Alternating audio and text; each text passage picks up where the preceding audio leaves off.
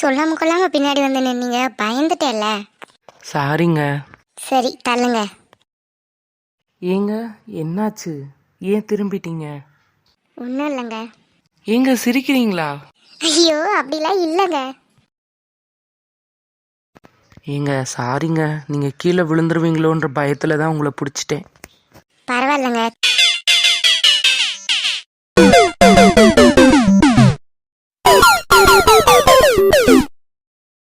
சரிங்க, நான் போயிட்டு வரேன். பார்த்து பத்திரமா காலேஜுக்கு போங்க. என்ன அதுக்குள்ள கிளம்பிட்டீங்க? கொஞ்ச நேரம் இருந்துட்டு போலால. என்னங்க, என்ன சொன்னீங்க? எதுவும் சொன்ன மாதிரி கேட்டுச்சே. இல்ல இங்க யாருமே இல்லை, நான் தனியா இருக்கேன். எனக்கு கொஞ்சம் பயமா இருக்கு. என் ஃப்ரெண்ட்ஸ்லாம் வர வரைக்கும் இருந்து பேசிட்டு போலாமே. சரிங்க. அப்புறம் உங்க பேர் என்ன?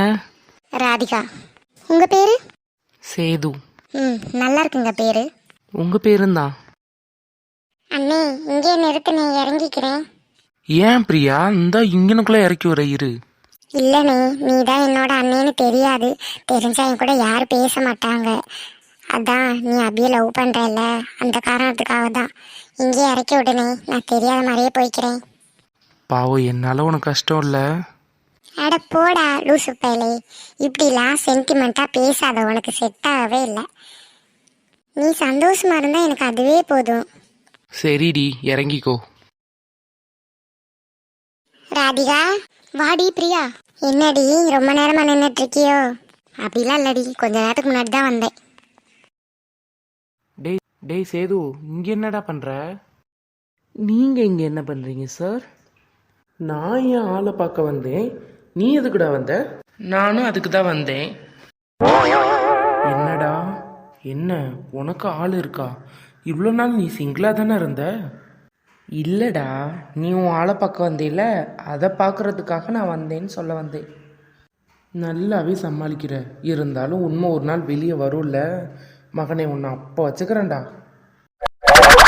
அப்பா, கண்ணாலே மயக்கிறாளே.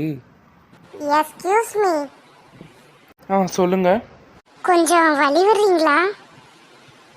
போங்க. வாடா தீபக்கு. அதெல்லாம் இருக்கட்டும், நேற்று நான் நம்பர் கொடுத்தனே, பேசுனியா இல்லையா? அது வந்து அது நீ சித்து நம்பர் தான் கொடுத்த. ஆனா நான் தாண்டா ஒரு பொண்ணுக்கு ஃபோன் பண்ணிட்டேன். என்னடா சொல்ற? நான் தான் அப்போவே சொன்னேன்ல, ஃபோன்ல சேவ் பண்ணிக்கோ, இல்லாட்டினா பேப்பர் எடுத்து நோட் பண்ணிக்கோன்னு. முட்டா பயலே. சரி விடுடா. இப்போ என்னடா பண்றது? சரி விடு, கவலைப்படாத. நான் சித்துவையே உன்கிட்ட பேச சொல்றேன். அவ பேலன்ஸ் போடாட்டியும் கூட நானே அவனுக்கு போட்டு நான் பேச சொல்றேன். சரிடா மச்சான். சரி, ஏதோ பொண்ணு கிட்ட பேசினேன்னு சொன்னியே, யாரா அந்த பொண்ணு? அது ராங் கால்ரா. ஏதோ 2-3 நம்பர் மாறி இருக்கும் போல இருக்கு. ஏதோ சக்தின்னு ஒரு பொண்ணு பேசுச்சு. ஆனா வாய்ஸ் நல்லா இருக்குடா.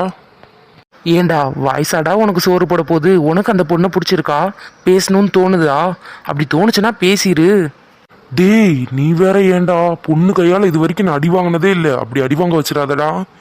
அதெல்லாம் ராங் கால். அவெல்லாம் என்கிட்ட பேச கூட மாட்டா. டேய் சும்மா ட்ரை பண்ணி பாருடா.